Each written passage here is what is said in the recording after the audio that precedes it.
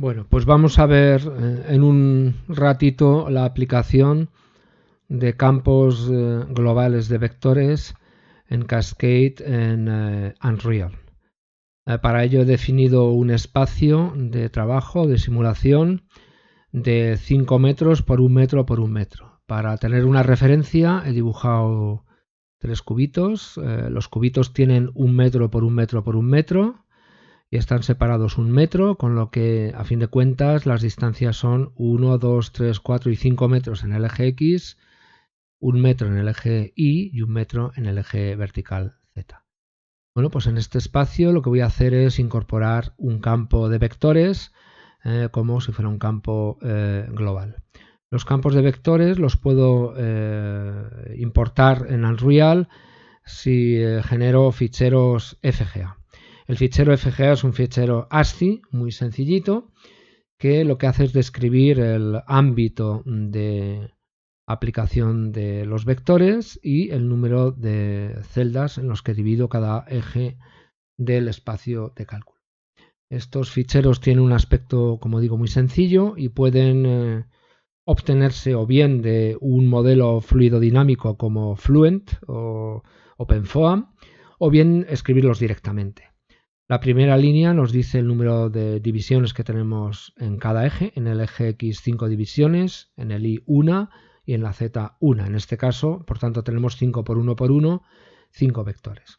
Las dos siguientes líneas nos indican el origen y el final de la caja del dominio de cálculo o de afectación de esos vectores. En este caso, pues va desde 0, 0, 0 el origen a 500 por 100% centímetros, 5 metros, 1 metro y 1 metro en el eje X, Y, Z. A continuación, vamos describiendo por orden los vectores en sus componentes X y Z. En este caso son 100 unidades en el eje X, en la componente X, 0 en la componente Y y 0 en la componente Z. Y lo mismo para el resto de los vectores.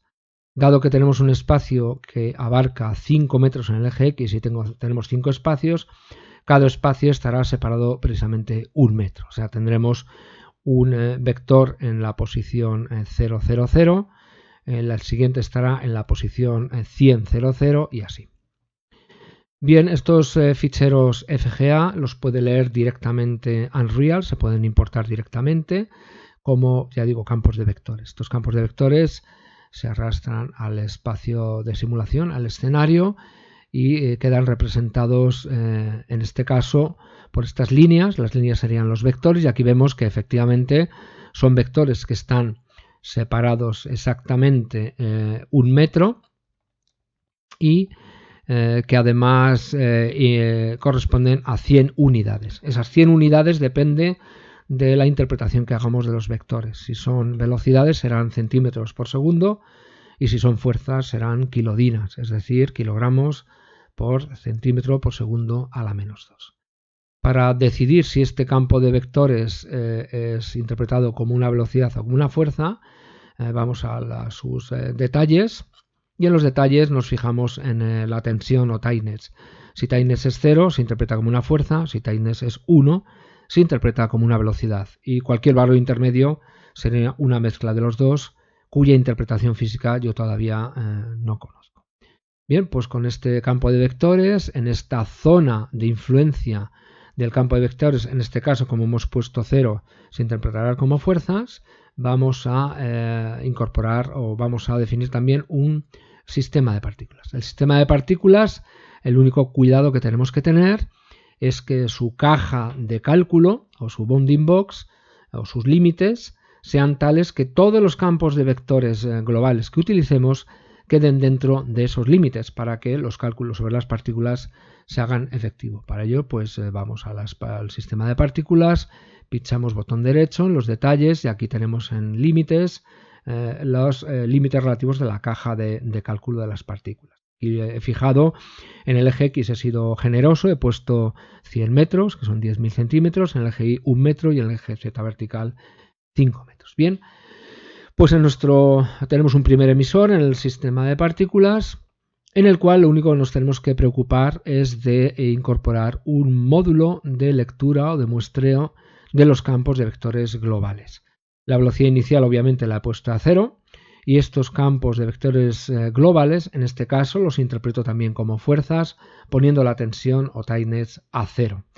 Con ello, lo que tengo es que mis partículas van a estar sometidas a estas fuerzas, en este caso 100 kilodinas, y van a desarrollar una aceleración constante en el ámbito de cálculo del campo de fuerzas. Una vez que salen de ese ámbito de cálculo del campo de fuerzas, obviamente ya no aceleran más porque no tienen más fuerza y adquirirán una velocidad constante. Para ver eso, pues vamos a ampliar un poquito la vida de las partículas. Aquí estamos viendo que recorren 1, 2, 3 y 4 metros de centroide a centroide del cubo, 1, 2, 3 y 4 metros en aproximadamente 6 segundos, que es el número de partículas que tengo, porque se está generando, si vemos la generación de partículas, específicamente una partícula por segundo. Luego está recorriendo en 6 segundos 4 metros. Si aplicamos la fórmula de la aceleración, espacio igual a la mitad de la aceleración por el tiempo al cuadrado, nos dice que efectivamente estamos recorriendo aproximadamente estos 4 metros en 6 segundos, lo cual nos va indicando ya una idea del tipo de aceleración que tengo, que está desde el orden de 24 centímetros segundo a la menos 2. Para comprobar que de verdad son de 24 centímetros segundo a la menos 2, lo que puedo hacer es incluir un nuevo emisor en el sistema de partículas que tenga una aceleración constante, velocidad inicial 0, pero una aceleración constante.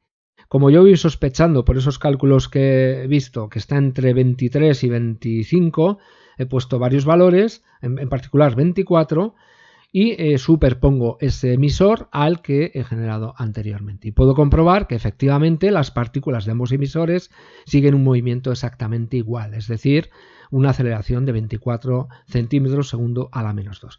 Con esto puedo deducir lo que ya sospechaba, que unas fuerzas del campo de vectores de 100 kilodinas sobre estas partículas me generan una aceleración constante de 24 centímetros segundo a la menos 2. Y de ahí puedo deducir fácilmente que la masa de las partículas es aproximadamente de 4,12 kilogramos, que es un valor exótico.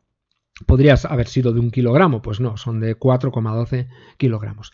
Y así tengo una relación directa y una interpretación física de las fuerzas, de las aceleraciones y de las masas de las partículas. Es interesante ver que aunque yo varíe la masa de las partículas, no tiene efecto sobre la aceleración, es verdad. Vamos a ver aquí, nos vamos al tamaño de las partículas en el emisor al que ha aplicado el campo de vectores fuerza, cambio su tamaño, por ejemplo, a 50 por 50 por 50 centímetros y veo que la aceleración es exactamente la misma. O sea, no hay una relación entre el tamaño y la masa de las partículas, cosa que sí existe, por ejemplo, en Niágara. Voy a volver otra vez al sistema de partículas y le voy a poner otra vez el tamaño de 10 centímetros para que podamos verlo con facilidad. Si ampliamos un poco la vida de las partículas, ahora mismo está en 6 segundos, vamos a ponerle por ejemplo 20 segundos en cada uno de los emisores para ver el efecto que tiene diferente lo que es un campo de vectores fuerza, en este caso sobre las partículas, que añade una aceleración constante siempre y cuando las partículas estén dentro de su ámbito de influencia, dentro del campo de vectores. Una vez que sale de ese campo de vectores, las fuerzas ya no aplican, con lo que adquieren una velocidad constante. El otro emisor, por contrario, tiene una aceleración constante, por tanto sigue acelerando, y por eso se separan las partículas que siguen uniformemente aceleradas de aquellas que adquieren una velocidad constante. Esa es un poco la interpretación física y vemos que es coherente con esa masa que hemos calculado de 4,12 kilogramos. Dado que son campos de vectores globales, nada nos impide volver a incorporar otros o superponer otros campos. Voy a meter aquí un campo nuevo. Voy a colocarlo mejor en la posición original y el eje X vamos a desplazarlo un poquito, por ejemplo aquí, que esté afectando a las partículas en un momento dado, es decir, hasta aquí afecta el campo de componente horizontal y aquí este campo que acabo de incorporar vemos que tiene una única componente que interpretamos como fuerza, la tensión es 0, de 100 kilodinas en vertical. Por tanto, las partículas hasta aquí no tendrán ninguna fuerza vertical y en este ámbito de actuación de esta fuerza vertical se suma el efecto de la fuerza vertical. Bueno, pues tenemos este nuevo campo de vectores y para exagerar un poco su efecto y ver un poquito mejor esa aceleración vertical, voy a multiplicar la intensidad por un valor alto, por ejemplo 20. De esta manera los vectores de 100 kilodinas en dirección vertical se convierten en 2000 kilodinas en dirección vertical. Y vemos muy bien cómo las partículas adquieren una aceleración vertical hasta que salen del dominio de afectación de ese campo de fuerzas. El momento que salen, la velocidad vertical es constante, pero siguen adquiriendo una aceleración horizontal debido al otro campo que está actuando por debajo. De esa manera estamos superponiendo los dos campos de fuerza. En el momento que sale del dominio, ambas velocidades, la horizontal y la vertical, son constantes, mientras que el otro emisor, como tiene una aceleración constante, sigue acelerando. Esta es una forma, una interpretación física muy directa entre fuerzas, masas, aceleraciones y velocidades en los sistemas de partículas de Cascade en Unreal. Sería interesantísimo tenerlo en Niagara. Yo todavía no he visto cómo aplicar campos globales de vectores a Niagara, porque Niagara obviamente es mucho más potente. Para empezar, nos permite tener mucho más control sobre las masas de las partículas y su variación en largo del tiempo, y eso amplía muchísimo la aplicación de los campos globales. Pero lamentablemente todavía no he encontrado la forma de aplicar campos globales en Niagara. No tenemos ese módulo de campos globales que tenemos aquí en Cascade.